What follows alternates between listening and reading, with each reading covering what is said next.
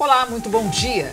Desde o mês passado que circula pelas redes sociais um alerta sobre um vírus mutante altamente letal, o H2N3, mais potente que o H1N1, que mataria as pessoas contaminadas em poucas horas. Uma mensagem de áudio seguida por uma mensagem de texto viralizou e está deixando muita gente em pânico. O Ministério da Saúde já publicou uma nota afirmando que não existe uma cepa H2N3 de vírus da gripe no Brasil, que a informação é falsa, é mentirosa. Mesmo assim, a mensagem continua circulando e aterrorizando muita gente. O vírus da gripe que atualmente circula, os vírus que atualmente circulam no Brasil, segundo o Ministério da Saúde, são o influenza A, H1N1, o H3N2 e o influenza B. A campanha de vacinação contra a gripe começou na segunda quinzena do mês de abril e protege contra esses três tipos de vírus. Mas então, não há com o que se preocupar? No ponto de vista de hoje, sábado 5 de maio, estamos recebendo o secretário de Saúde do Recife, Jailson Correia, que vai explicar o que de fato está acontecendo com a saúde do recifense e do pernambucano. E a médica Fátima Nepomuceno, que vai explicar e orientar a população a adotar medidas que podem ajudar na prevenção da gripe. Um bom dia para vocês. Muito obrigada por participarem, por terem aceito o nosso convite. Secretário, a gente precisa esclarecer, porque as pessoas, as redes sociais, elas estão assim... É um veículo, é um meio de comunicação muito bom, mas as pessoas às vezes acabam replicando informações equivocadas que acabam deixando muita gente, né, em pânico, como é o caso desse H2N3, que esse vírus não existe. Verdade, a gente fica lamentando que as pessoas percam tempo fazendo propagação e criando versões completamente sem nenhuma base nos fatos, como nesse caso. É interessante que no passado os boatos aconteciam, né, Fátima? E as pessoas sempre aconteceram e as pessoas ali, talvez uma vizinhança, criasse uma certa preocupação. Hoje em dia, com as redes sociais, a propagação disso e a capacidade disso atingir centenas de milhares, talvez milhões de pessoas, é muito rápida. Então, é preciso que a gente tenha muita consciência nesses tempos de informação e desinformação das notícias falsas, que a gente tenha aquele cuidado a mais quando for propagar uma informação. Checar qual é a fonte disso, né? Há um órgão da esfera pública, um órgão que tem autoridade sanitária e responsabilidade de informar a população que está validando aquilo, porque qualquer um pode criar uma história e tentar vender como verdadeira. Então, esse vírus, essa combinação no vírus influenza, no vírus da gripe, desse componente H2 com N3, nunca foi observada, não é só no Brasil não, não tem observação disso em qualquer lugar do mundo. O que nós temos, para confundir um pouco as pessoas, né, o que nós temos é a forma H3N2, que é o comum vírus da gripe que circula a maioria dos anos, tem circulado agora e, importante dizer, também está na nossa vacina. Apesar da pessoa que grava o áudio falar com muita segurança, né, sabendo que citar nome de médicos, né, se trata de um boato. Isso é muito bom, assim, porque as pessoas têm que entender até quando eles podem acreditar, como o doutor Jesus falou, no que circula. Porque o que a gente vê no diário da gente são pessoas que estão gripadas, com sintomas gripais, com febre, tosse, às vezes com um pouco de cansaço. Os asmáticos, principalmente, eles têm mais quadros respiratórios, eles cansam mais, exacerbam as crises de asma, mas coisas normais do dia a dia. Nada que chegasse a se aparecer com que isso circula nas redes sociais, de maneira alguma.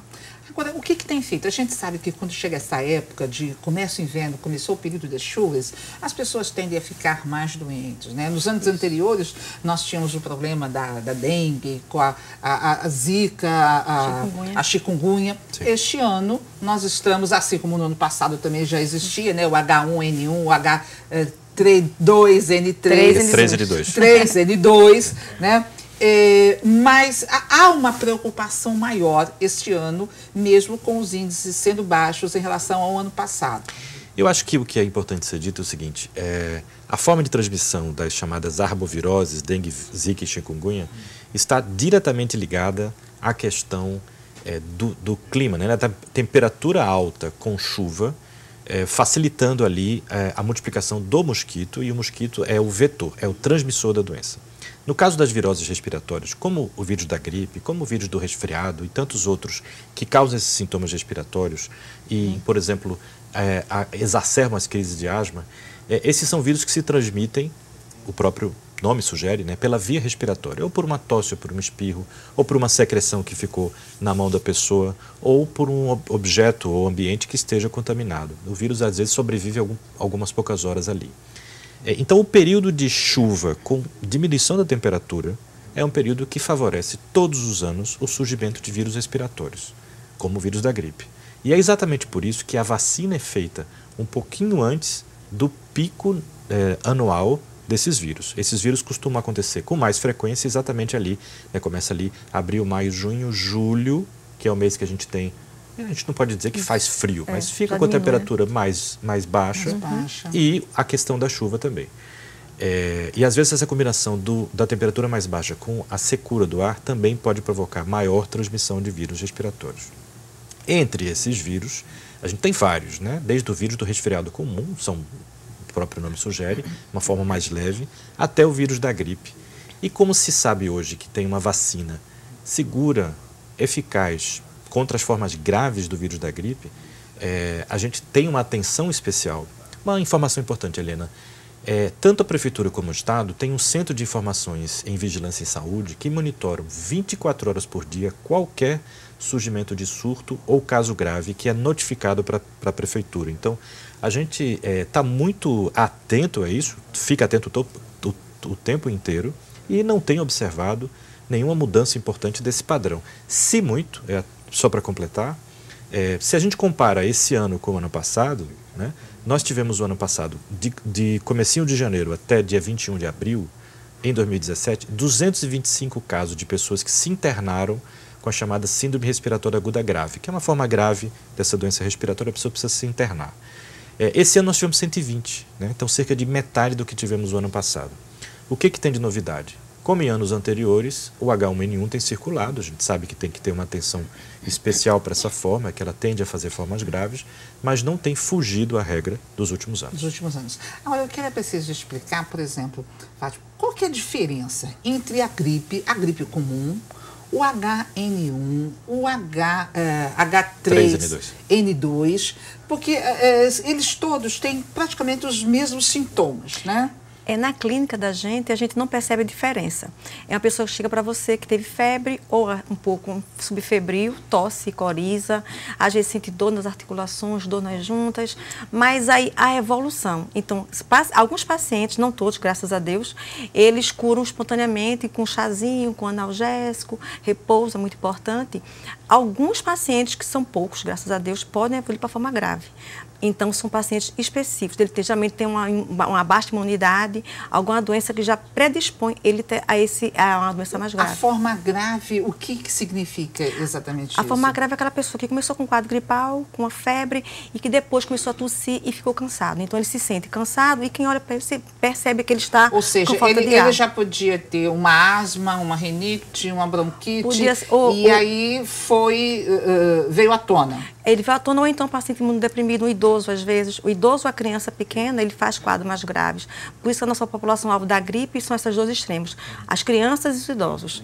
Diabéticos também, eles podem fazer um quadro mais grave. Então a paciente começa a ficar cansado, com falta de ar, então ele tem que ir para o hospital. Porque, nesse caso, ele tem que se internar e ser acompanhado por uma equipe médica e de enfermagem. Agora, quando a pessoa, por exemplo, assim, tem a gripe, começou, ela não chega a desenvolver essa forma mais grave, mas ela passa, às vezes, 15 dias, 20 dias, um mês, com aquela tosse que não vai embora, às vezes a dor de ouvido, a rouquidão que vem. Um dia tem febre, outro dia não tem, um dia tem calafrios, outro dia não tem.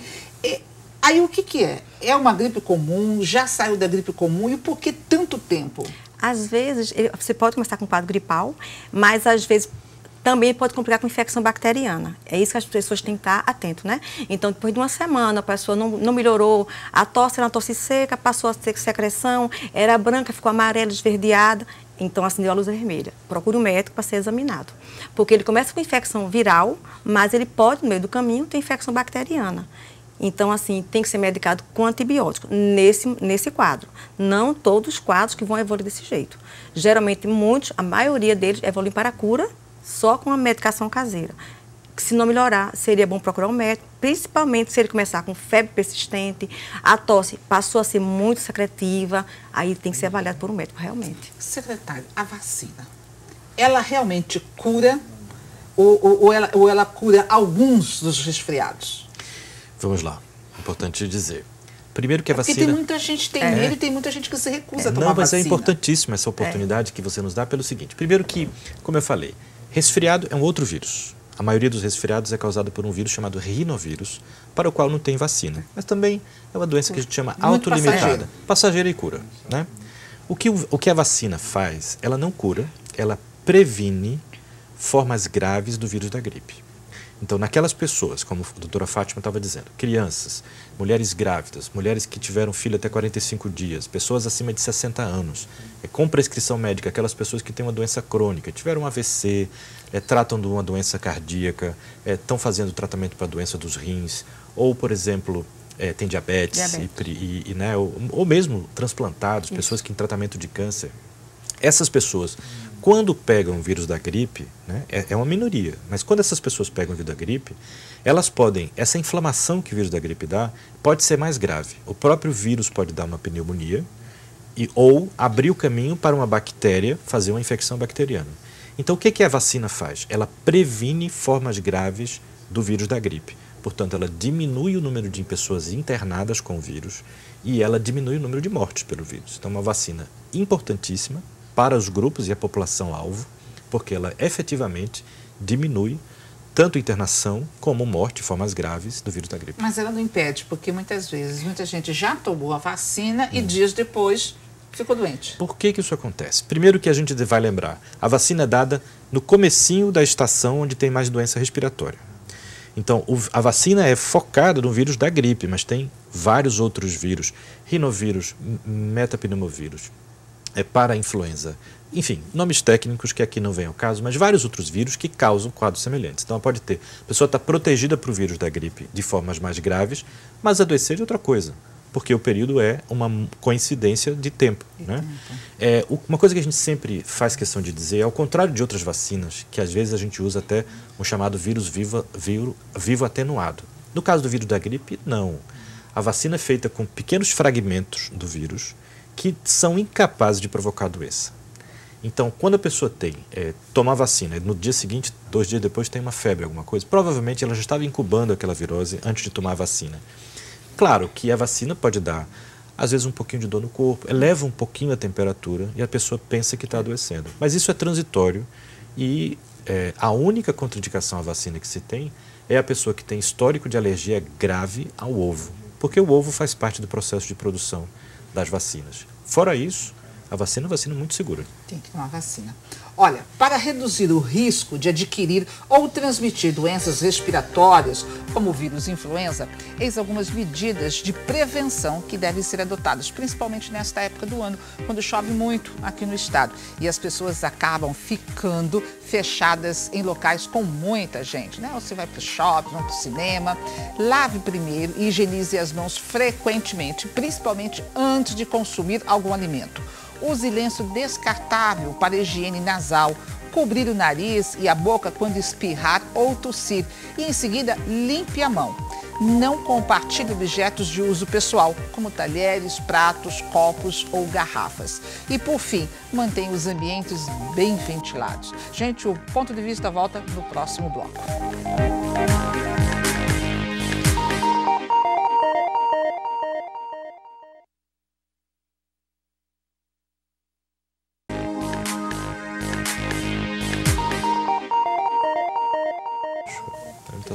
No programa de hoje estamos recebendo o secretário de Saúde do Recife, Jailson Correia, e a médica Fátima Nepomuceno. Em pauta, como se prevenir do vírus influenza. Olha, a gente já falou um pouquinho dos vírus, da quantidade de vírus que tem, e tem uma vacina, daqui a pouquinho a gente vai estar dizendo quem é que pode, aonde você pode ir tomar a vacina. Ela é de graça, né, secretário? Não paga nada. Mas a gente precisava saber o seguinte, de que forma que a população pode se prevenir? Acho que a primeira prevenção é assim, as pessoas que estão doentes, evitar estar em contato com as pessoas que estão sãs, que estão sadias.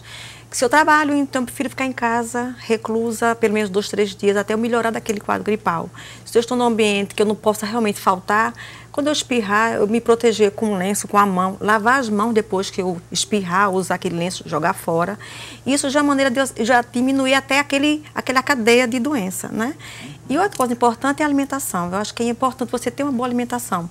Não uma alimentação cara, mas o que você tem em casa, frutas, verduras, evitar, eu sei que é difícil às vezes, bebida alcoólica em excesso, o cigarro.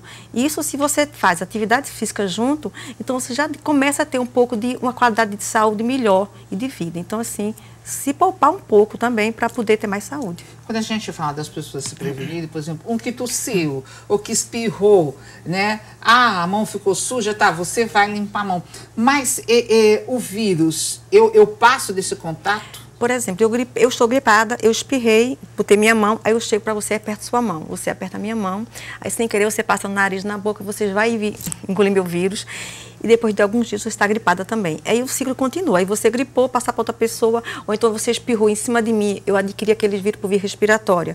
Adquiri e adoeci. Então, aquele ciclo se começa, se continua. Por isso que no inverno, as pessoas ficam muito em shopping, em cinema, em casa, porta fechada, janela fechada. O sol é nosso amigo nesse momento, para acabar, matar o vírus. Então, se eu estou em casa toda fechada, as pessoas gripadas, tudo numa sala junto, quem espirra ali junto naquela sala vai começar a adquirir o vírus e aquilo ali vai para outra casa, e você começa a perpetuar a gripe. Muitas vezes os amigos, os colegas, nem chegue perto de mim porque eu estou doente.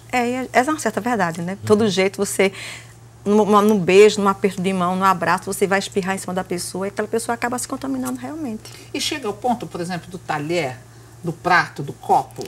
Em certo ponto, sim. Se eu estou gripada, eu vou pegar aquela colher, eu posso manusear, está com vírus na minha boca, você vai e passa para você come na mesma colher que eu comi, você pode adquirir o vírus também. De todo jeito, é uma forma de contaminação. Eu me lembro que no passado, há alguns anos, secretária, a gente tem aquela história dos médicos, que várias empresas, repartições públicas, colocaram aquele álcool em gel, né, para você estar sempre lavando a mão. Isso. E na realidade, às vezes essas orientações, elas surgem assim em épocas de doenças, de contaminação, de vírus, bactérias, seja lá o que for. Mas, na realidade, as pessoas tinham que ter esse hábito de higiene pessoal, né? Olha, eu vou comer, eu vou lavar as minhas mãos. Eu vou para um restaurante, cheguei da rua, lidei com dinheiro, cumprimentei. Eu tenho que lavar as mãos. É um hábito saudável. A questão da higiene é um hábito importante, que deve ser sempre estimulado. Lembrando que essas medidas mais extremas de se fazer uma orientação geral para uso, por exemplo, do álcool gel, nas repartições, etc., nos hospitais isso é fundamental, muito importante, porque previne inclusive infecção adquirida no ambiente hospitalar. Então o gel de álcool, ele realmente elimina vírus e bactérias que estão ali presentes na mão. Mas com muita serenidade e bom senso, entendendo que essas medidas mais extremas são utilizadas em momentos onde há surtos e eventos epidemiológicos mais graves, né? Agora, a gente falando do vírus influenza, nós temos já 2 casos de mortes, que é suspeitas, um já está confirmado de que a pessoa realmente morreu em função do vírus influenza. Nós temos em Recife 2 casos de pessoas que foram a óbito. Nos 2 casos, a existência de outras doenças, a pessoa tinha outras doenças também. Então, adoeceu. Um deles, o teste para influenza foi negativo, né, não deu influenza. O outro foi positivo para a forma H1N1. Entretanto, é importante lembrar que não se tem como fazer o que a gente chama de inferência causal. Foi o H1N1 o causador daquele óbito? Isso ainda está em investigação. Entretanto, esse é um dado que nós estamos atentos, né? Lembrando que uma das formas mais efetivas de monitorar a gravidade do momento epidemiológico é comparar o número de pessoas internadas. E este ano nós temos praticamente a metade do que havia no ano passado e, portanto, estamos atentos, estamos orientando a população, mas sem aquela preocupação ou aquele pânico que muitas vezes essas falsas notícias propagam.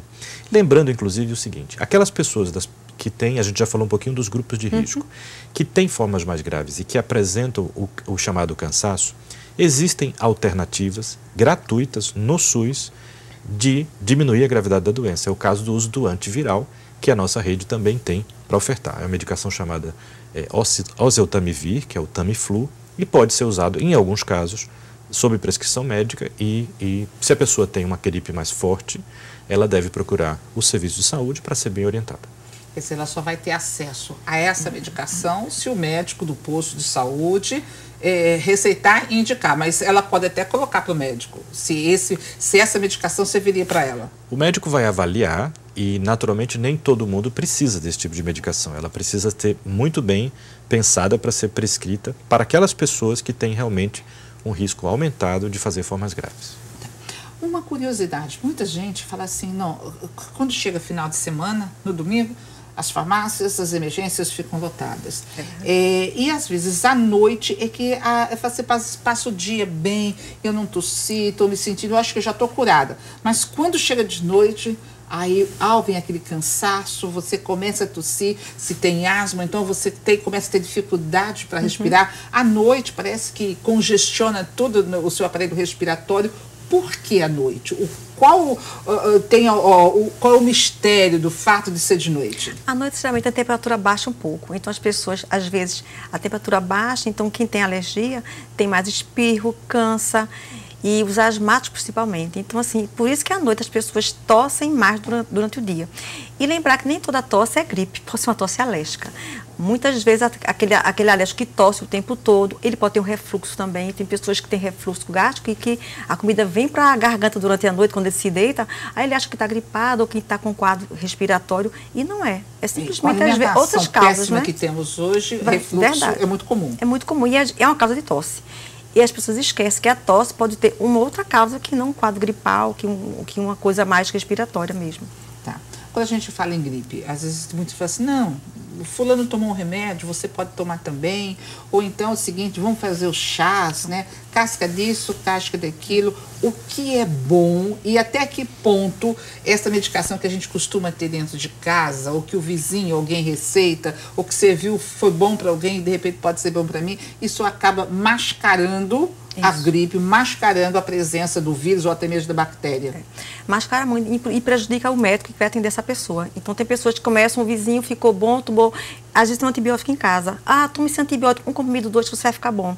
Então assim, é um perigo muito grande. Então o que é bom para a gripe? Em primeiro lugar é o repouso. É um quadro gripal, a gente não vai fazer medicação para todo mundo, como o Dr. Gilson falou. Então, repouso é fundamental para o corpo recuperar as energias, analgésico, né? Qualquer analgésico ele pode tomar em casa, o que ele se dá sempre, e muito líquido. Se quiser tomar um suco de laranja, ajuda, uma alimentação mais líquida, porque às vezes você fica com um pouco de fastio, então tem que se tratar bem, repousar, com 2, 3 dias a pessoa geralmente está curada desse quadro gripal, com certeza. Mas jamais a automedicação. Jamais, é muito perigoso. Para quem vai receber esse paciente na urgência ou no posto de saúde, porque já tomou tanta coisa, você não sabe o que fez bem e o que fez mal para ele. Entendeu? Então, assim, é tomar só o básico, analgésico, repouso, líquido e aguardar, fica bom, com 3 dias, 4 no máximo. Se me permitir, fala aqui o pediatra também, a criança não vai pedir para comer, então, e para tomar líquido, então é importante também lembrar que se a criança não está tolerando grandes quantidades, as refeições normais que ela come, porque está ali com a diminuição do apetite, dá de pouquinho, mas várias vezes ao dia, para manter uma boa nutrição e uma boa hidratação. E eu diria também que o idoso, aquele que é mais dependente, que está ali acamado, tem o mesmo comportamento. Precisa também ter a nossa atenção, porque esses 2 extremos é quem está mais vulnerável a formas graves e esses cuidados fazem muita diferença. Eu ia tocar já nesse assunto, porque você é pediatra, essa questão do idoso e da criança, porque muitos não pedem, né? Não estou com fome, então não quer comer, está fazendo birra, não vai dar. Às vezes o idoso não estou com vontade, trabalha menos e na realidade pode ser um sinal de que está doente. E às vezes uma doença grave, uma pneumonia, às vezes no idoso, começa porque ele não quer se alimentar. Então não tem nem febre. E começa um quadro gripal, não quer se alimentar, você chega no hospital e pode estar com pneumonia. Então assim, o Dr. Gilson falou, então extremos importantíssimos, a gente tem que estar sempre de olho neles. As crianças, né, e os idosos, que são a nossa população de alvo, inclusive na vacina. A gente volta a falar da vacina e eu queria reforçar. Quem é que tem que tomar vacina? Vamos lá. Então, crianças de 6 meses de idade até 5 anos incompletos, então até 4 anos, as mulheres grávidas e as mulheres que tiveram bebê até 45 dias após o parto, qualquer pessoa acima de 60 anos, as pessoas que têm doença crônica, que têm um acompanhamento médico, seja uma doença do rim, respiratória, cardíaca, seja uma doença neurológica, seja tratamento para câncer, seja, por exemplo, enfim, as doenças respiratórias propriamente ditas, né? E diabetes, acho que é uma coisa importante de lembrar. Qualquer doença que baixa a imunidade. Além disso, também estão no grupo da vacina profissionais de saúde, porque a gente está em contato com pessoas o tempo inteiro e não pode adoecendo, né? O profissional de saúde vai acabar sendo um propagador da infecção e também professores, exatamente pela mesma razão. Tá. Essa vacina, a gente pode, as pessoas têm acesso aonde, secretário? Todos os postos de saúde que têm sala de vacina. Então, só em Recife nós temos 170 postos. As unidades de saúde da família, as UPINhas, as policlínicas, todos eles têm postos de vacinação. Nós funcionamos de segunda a sexta-feira, no horário comercial, de 8 às 17 horas, mas teremos o dia D, no sábado que vem, no dia 12 de maio, que é a oportunidade. Aí vamos ter postos de vacinação, tanto nas nossas unidades de saúde, como também postos volantes em locais de grande movimentação, para eventualmente dar a oportunidade de quem não conseguiu se vacinar, poder tomar a vacina. Me lembrando aqui de que, apesar de não ser muito a realidade do Recife, a população indígena também tem indicação de fazer a vacina, como o seu programa tem uma grande abrangência. O estado todo. E por causa da aglomeração de pessoas, também a população que vive em situação prisional. Então, tanto os agentes penitenciários como as pessoas que estão na situação prisional. Ok. Olha, a gente espera ter ajudado você que está em casa. Secretário, Fátima, agradeço muito a presença, a participação de vocês. Lembrando que essa vacina, gente, ela é de graça. De graça, não tem que pagar nada. O governo é quem está dando para garantir a nossa saúde, né? Então, dia 12 veio o dia D, que é sábado que vem, né? Sábado que vem. E aproveite. Tá? Muito obrigado para vocês. O Ponto de Vista está terminando. No próximo sábado nós estaremos de volta às 8 horas da manhã. E se você pode participar dando sua opinião, enviando sugestões de temas. Para rever o programa de hoje, acesse o site www.tvtribunape.com.br ou deixe seu recado em facebook.com/programa Ponto de Vista. Um ótimo dia, aproveitem o final de semana, curtam a família e a gente se encontra sábado que vem. Até lá!